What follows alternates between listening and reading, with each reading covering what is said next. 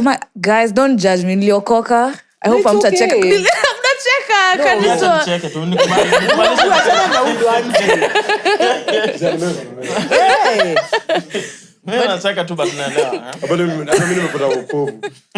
But not in that sense of like, I want to go to church every day, fast, nini. I want to understand God's love. I want to be around God's love and his wisdom. Yeah. There's so much to learn from the Bible. That's so beautiful. Especially Proverbs. Proverbs, bro. Hey. So, remember, when you were doing radio, you were with your peers. Yes, I was with 100% older people. Yeah. I was ever surrounded by older people. Also, the only people I could relate to were older guys. And I wouldn't say they were the best role models. In fact, I remember there's a time they were even encouraging me to black out. Not drink to fail. Pick a shot, yeah, go. They want me hype, they want me going crazy. Yeah. I don't know why that thing is in Kenya by the. Yeah. It started pole, and then I started to like it a lot because it was escapism. This was first experience with alcohol, or you My first. Yeah. Because it started gradually, and then I had the money for it. And so I was surrounded by the you're young and you have the money for alcohol? And also not just alcohol, like I started going into like LSD and Coke. What? You guys thought I was acting out, that's just who I am. We can't afford this or LSD. So then I also did have those estrangement in the family. Not necessarily because of the fame or anything. We emotional wounds we had. So yeah, they weren't the first people I would reach out to. I always had friends that I would go to. And the moment where you don't have people with your best interest, my family had their best interest completely, but I couldn't see that because of the wound. So I would listen to my friends a lot. I'd do anything. Literally go rent. I'd spend 60K in a day on just spending it on drinks and people just to say I have company because I didn't want to say I'm falling out with my family and I don't want to look there. And they tried. I mean, they really did. I have to give them props. I mean, my brother called me. He's my eldest brother. He called me. He's married. He tried talking to me. I was like, nah, I don't want to hear because we had problems. My mom, she's a bit helpless because she's not a person who fights. She's I protect my peace, spenangiv to mom. So when she realized that I'm hurting her, she checked out. Yeah. And so I didn't have mtu akunishikilia mkono. So my friends weren't the best of friends, and I ended up sitting in like bars, and the liquor got cheaper, the social currency went cheaper. Any attention was good attention.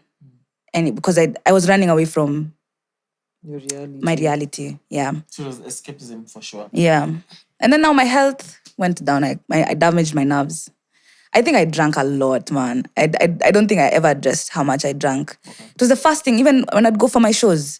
In my bottle, people have water, coffee, me niko na vodka. This is in the morning? Yeah. Breakfast show? Have vodka. Then nikitoka hapo, I meet my friends, we go kata somewhere. It ficad a point, even the gigs were a side show to my life. So I have to do this gig to get the money just to go and drink. Yeah. Everything involved alcohol. I could never go anywhere sober. And so now, when you're drunk, you do dumb stuff. So then, the guilt of what I did yesterday, because I don't want to face it, because it was so bad, I drink again. Yeah. So constantly drunk every day. Yeah. So you are functioning alcoholic. Yes. And then it stopped being functioning. So now I was feeling like, I remember the times I used to like vomit blood, bro. It was so bad.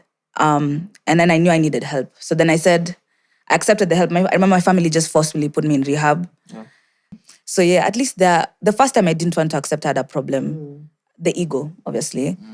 Then losing everything, man, the ego really suffered. Because I'm like, I don't want to accept that I fucked up. I don't want to accept I talked to this person badly or I did this. Anyway, I just had to. The first time I didn't accept, the doctors were like, yeah, everyone when they come, wanajifanyanga, they know better. But then with time I eased up.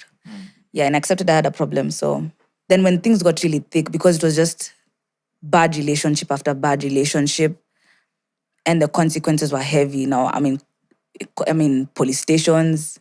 There's so many police stations I went to, man. One, I had assaulted a police officer. And it's just because my mom was able to track me. Otherwise, I would probably be in jail. I lost a lot of people because I would project on them. Cell in Lala, bro. In Lala cell like 4 times because of just being chaotic. Anyway, when the DVs started happening in my relationships is when that opened my eyes. I was like, how am I allowing people to physically hurt me? Yeah. And they're below, no offense, not my standards at all. What am I doing here? And then I realized I need something deeper than even friends. I need God. I really do. So then I had to go sober. It was hard because it was my daily routine, but I had to. I had to fight. So I went sober, and that was giving clarity to other things. So I was able to pick up myself, obviously, and then also exercising just to get my brain back. And my nerves got damaged. I mean, they still do twitch involuntary, but it's healing. Okay. So yeah, at least I'm at a better place where I know what isn't for me anymore. Yeah. What happens in rehab centers? Boring, man. Boring. They first of all take your phone. If you're chaotic, they take your phone. I remember the first time I went there, I was like, no, I was fighting and fighting. So they put me a stopper in Lalad for 2 days. Damn. And people don't know these things. When they see you, and then it used to really hurt me when people criticize me because I'm like, you don't even know me. Understand me. Yeah. And I'm actually naturally an introvert. The reason I'm confident is I just have this character that I can play when I'm alone. So even when I'm around people, I'm like, okay, I have to bring it out. It's not me. I'm very chill, very laid back. Yeah. So anyway, in rehab, it really opened my eyes of how ungrateful I am to be throwing away my life and people actually have it worse.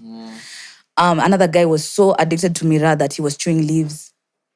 I'm not even joking. It was so sad. But they were so optimistic, and they were the nicest people. I remember after the first 3 days, I was so rebellious. I was like, what am I doing here? I don't even fit in. These are not my people. That day, I was playing pool. I don't fit in. You form friendships for real with people in there. And they're fathers, older than me, but we vibed. We all going through the same thing. But I don't know. I don't think rehab is normally at the ideal for... What made me go sober was just meeting myself. Wanting to do better. You can't change anyone. That's what I learned. Never. My health deteriorated is when I wake up call.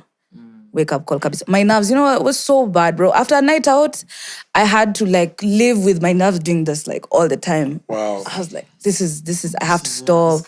There's a song by Absol where he says, I swear I'm gonna stop. My nerves itch. So yeah, there's a point to teachers where your CNS inasema wewe. Calm down. And also my relationships were just in the gutter.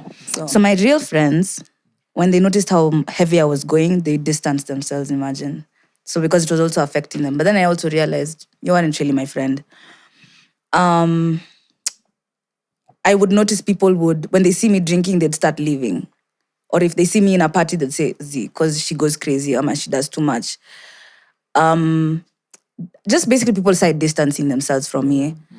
And I noticed there's something wrong. Yeah. I healed kabisa. And also the people who are trying to love me, I'm allowing them to. I was pushing people. Let me add, I pushed a lot of people away. Yeah. Even I'll just project on you so you could stop disturbing me. Yeah. So I'm allowing people to love me now and take care of me if they want to. Yeah. The good thing is, this time, I don't even want it. Kitambo, it was to prove a point that I'm doing better, guys. Look at me, everyone. And now it's more of, I don't crave it. I've outgrown it. I can sit with people who drink, and I'm good. So you can be around alcohol now and you can't, you're fine. 100%.